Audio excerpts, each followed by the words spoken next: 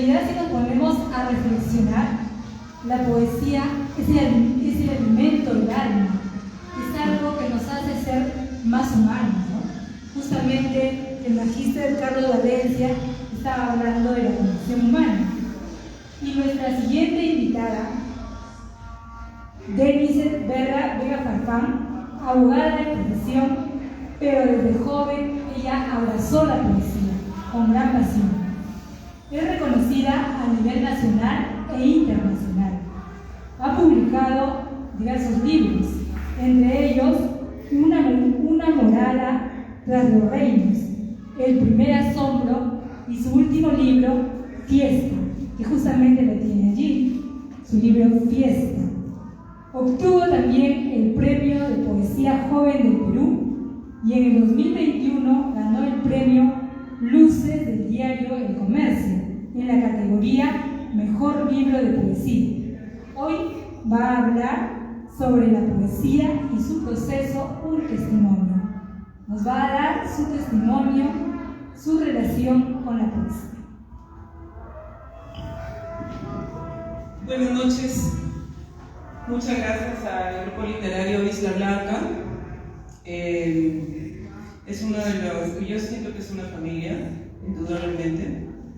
Es una familia que sabe muy bien acoger no solo a sus integrantes, sino a los que de pronto nos une esta pasión que es la literatura. Y lo digo porque desde que antes que publicara y lo conociera, siempre me integraron de una manera muy hospitalaria y he compartido con ellos y también he aprendido de su camaradería, aunque soy una escritora más solitaria.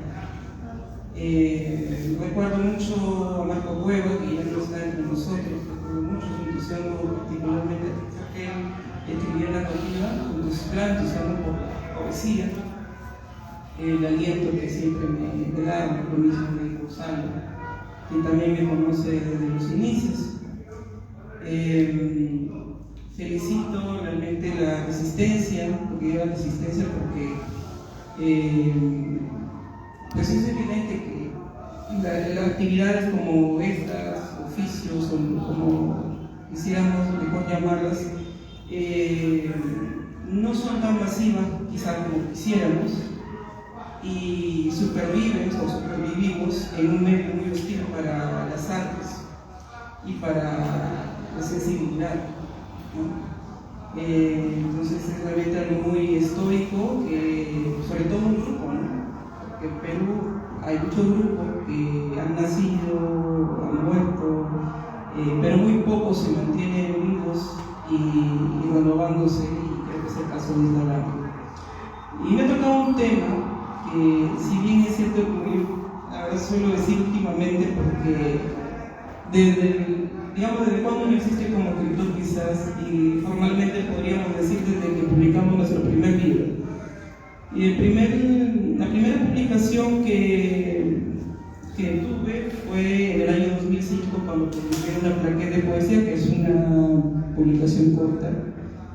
Unos cuantos poemas fue en el año 2005, entonces echando poeta, digo, ya tengo 18 años escribiendo, o sea, te quería decir mi mayoría de edad escribiendo.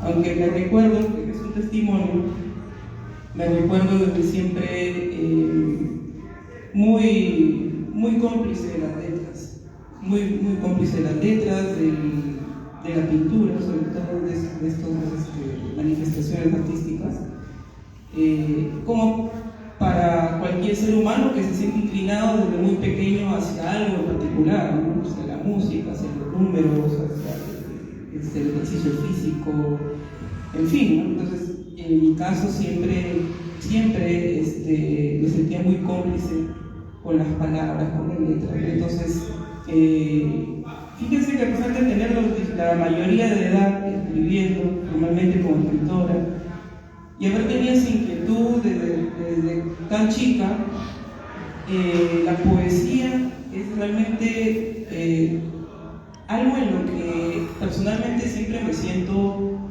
nueva, siempre me siento, estoy en una posición de aprendizaje constante. La poesía es un género literario, ciertamente. Por ahí me rescato también lo que mencionaba Gonzalo, que la literatura es más que la ciencia, y ciertamente la poesía, como definida como tal, va más allá de un género literario. Yo no soy académica, yo no soy profesora, me interesa sí aprender, leo todo lo que puedo, pero desde mi propia actividad como escritora, mi propio ejercicio como escritora, no me atrevería a definir la poesía, siento que me rebalsa. Si bien es cierto, tiene ciertas características como el estético, el goce de las palabras, la exactitud, la condensación, pero para mí rebalsa todo tipo de disciplina. La literatura es interdisciplinaria, decía Gonzalo, ¿cierto? Es como un heliobábalo, ¿no? Es algo que se devora todo y que en lo personal siento que es como un conocimiento que se va transformando constantemente, que aspira quizás a una sabiduría. Para mí la poesía es resplandor, es revelación. La poesía me tiene que otorgar eso. Más allá, es válida completamente la literatura, que solamente te otorga un placer, un goce estético, sonoro, pero aquella que trasciende, quizás como lo mencionaba mi compañero Carlos Valencia, es aquella que toca profundidades, ¿no?, en tu condición humana. Entonces, en mi caso también es así. Tiendo siempre, en principio, creo que la literatura es inconformidad. Y hasta ahora, en la temática de mi escritura siempre ha estado aquello que a mí me inquieta, de cualquier manera, me inquieta para bien o para mal. Estoy disconforme con algo o estoy extasiada también por algún hecho en particular o por algún misterio. No necesariamente la poesía me tiene que dar alguna respuesta razonable o lógica o con el lenguaje de todos los días, ¿no? Trasciende eso. Quizás también por eso a veces se gana el mote de no entiendo la poesía, ¿no? La poesía no la entiendo. Y es que cada quien lleva un lenguaje sensitivo muy distinto de cada uno. Somos seres humanos y encontramos distintas maneras o códigos para poder relacionarnos y funcionar como sociedad, como es el lenguaje cotidiano, por ejemplo, o es el español o el castellano. Pero ese no es la única manera de manifestar nuestra particularidad. Y eso yo lo tengo claro con la escritura. A mí me sucede que escribo y a veces de pronto salen cosas que yo no las tengo previstas, que incluso en ese momento mismo yo no las comprendo bien, pero que de ningún modo son cosas absurdas. Forman parte de una verdad propia, forman parte de una verdad humana.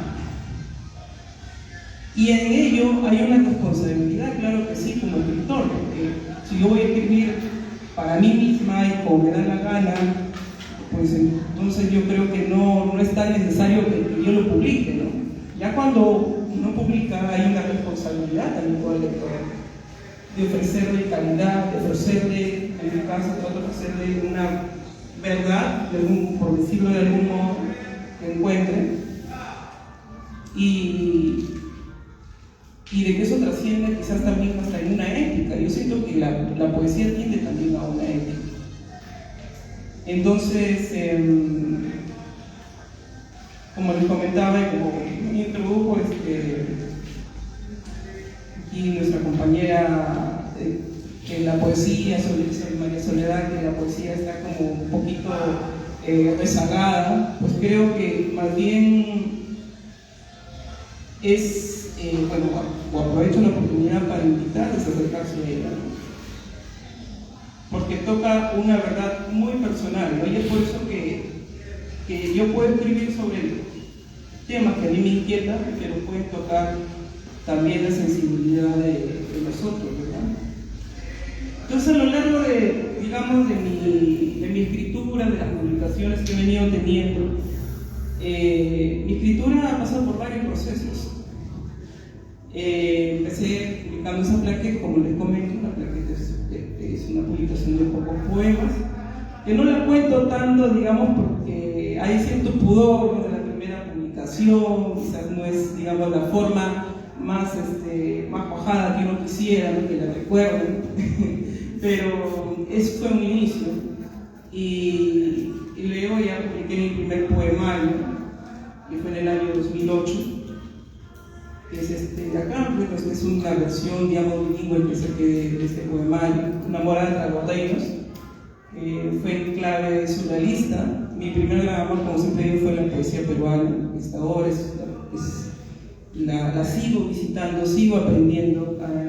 Más allá de, a mí lo que me interesa, por ejemplo, de un autor, no busco necesariamente un parentamiento en el estilo, pero sí busco una ganancia en la mirada que me ofrecen de las cosas. Muchas veces dicen, ya se escribió sobre todos los temas humanos, ya se escribieron. No, yo creo que no, porque no todos somos iguales, todos podemos ofrecer una mirada muy distinta. Entonces, yo gano de los escritores esa mirada que me ofrecen. Y estéticamente, pues me siento una pequeña, creo que los centros escritores, portadora, ¿no?, de ciertas herramientas estéticas o formas de poder llegar, ¿no?, hacia el lector. Y bueno, cuando yo escribí Enamorada de los Guardeiros, bebí mucho de los surrealistas, por ejemplo, de Foucault, por ejemplo, ¿no?, de César Moro, Blanca Varela también, Egerson, ¿no?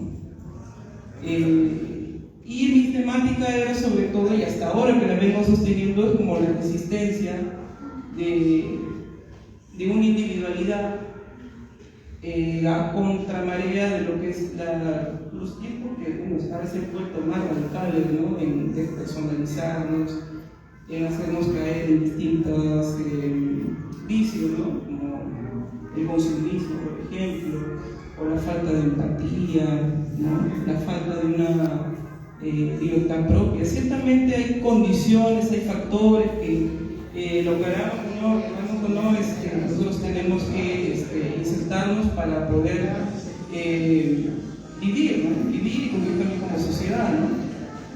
Pero es importante tener una libertad consigo mismos, en nuestros pensamientos, en nuestras ideas, en nuestra forma de manifestarnos, en nuestros actos también. Entonces, para mí, mi poesía siempre ha sido esa lucha, esa búsqueda de la libertad, del yo, de la otredad. Y empezó con este libro que tiene una clave totalmente surrealista, que es como una historia, ¿no?, de un personaje principal con otras voces que son de los antepasados, que les recuerdan, porque hay mucha gente que también se ha sacrificado por una causa y que lamentablemente la olvidamos, ¿no? Y gente por la que también usamos de cierta libertad ahora también, de poder manifestar lo que queramos, ¿no? En el año 2014 publiqué El Primer Asombro, que salió en su tarjeta, esta versión salió en México, me encontré mi primer ejemplar. En el año 2014 salió El Primer Asombro, y aquí específicamente ya hablando de lo que es la escritura, lo que es la poesía, hay un capítulo que a mí me significa mucho en El Primer Asombro. Vamos a ver 4 capítulos. El primer capítulo yo abordo la meditación sobre la escritura. A menudo los escritores nos hacen muchas preguntas que parecieran repetitivas o simples, pero que para un escritor de verdad representa un reto y una complejidad por todo lo que les vengo comentando de contestar qué es, ¿no? Entonces este primer capítulo aborda distintos tópicos, como por ejemplo el tema de la inspiración, el tema de la trascendencia de la escritura por sobre, por ejemplo, los tiempos donde predomina mucho la imagen o el efectismo o los express, ¿no? Como este tipo de arte, como es la poesía, puede sobrevivir, ¿no? También lo que son los referentes familiares. A menudo nos preguntan, ¿no? ¿Quién más escribe en tu familia? ¿De dónde? ¿Cómo así eres escritor? Incluso a veces te preguntan, ¿cómo así decidiste ser escritor? ¿No? Yo no sé si uno que decida ser escritor, ¿no? Porque nace con una escritura. En todo caso, claro, la disciplina es el 80%, pero son preguntas que a mí siempre me han perseguido, ¿no? El tema de cómo así tú empieces con una idea para escribir un poema o con un proyecto de libro y luego se decante en otra cosa, ¿no? ¿De dónde surge eso? ¿Es solo creatividad? ¿Es solo sensibilidad? La poesía podría ser como un fenómeno, ¿no? Que se nos escapa de las manos. Voy a leerles un poema que se titula En clave, que es como un arte poética. Intenté hacer un arte poética, quiere decir justamente un poema que habla sobre la poesía, ¿no? O que intenta alcanzar una sabiduría sobre lo que es la poesía. Y que toca justamente ese trance de cómo se crea el poema y al final deja de ser tuyo, se vuelve un ente. Sé que son los poemas, son como un virus, a veces no están vivos y no están muertos, es el COVID, ¿no? Por ejemplo. Ahí el poema no está vivo, no está muerto, y el poema se puede morir y el poema sigue ahí, ¿no? Y si tiene una verdad que trasciende, y si alguien recoge esa verdad, pues puede durar todo el tiempo que sea transmitido de persona a persona, ¿no? En clave. El poema está listo, eleva casas, puentes, barcas hundidas, aves de diversa estación migratoria, vidas que hacia todos lados se desplazan. Hace realidad lo que no se toca y simple fábula lo palpado todos los días. El poema está listo.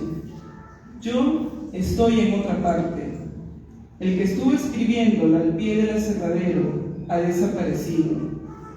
Desde el vidrio del poema veo su último retrato, enjambre en vino. El poema está aquí, tiene forma humana, animal, de mesa, calle, estrella. Ocupa mi espacio, que ya no es propio.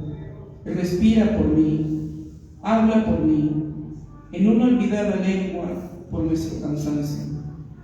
El poema está listo, le es entendible el trémolo final de la tierra. Roer no es necesario.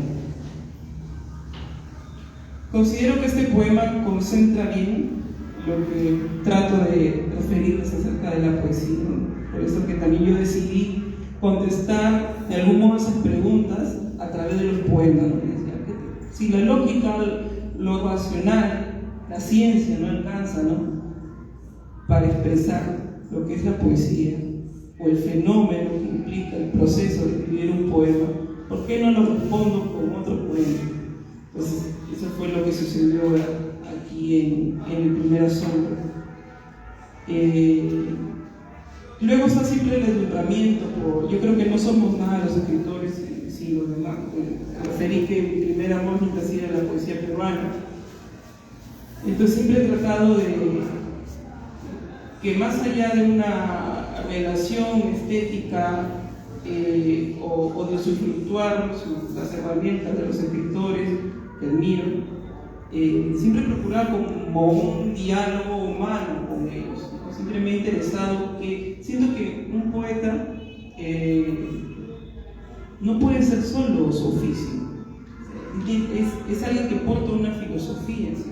Creo que eso esperaría yo de un escritor, no solamente alguien que tenga un título de escritor, sino que sea un personaje en sí mismo, que tenga unos valores propios que armonicen con lo que está escribiendo. Por eso les comentaba acerca de que yo espero o aspiro a una ética cuando escribo. ¿No? Yo no encuentro, al menos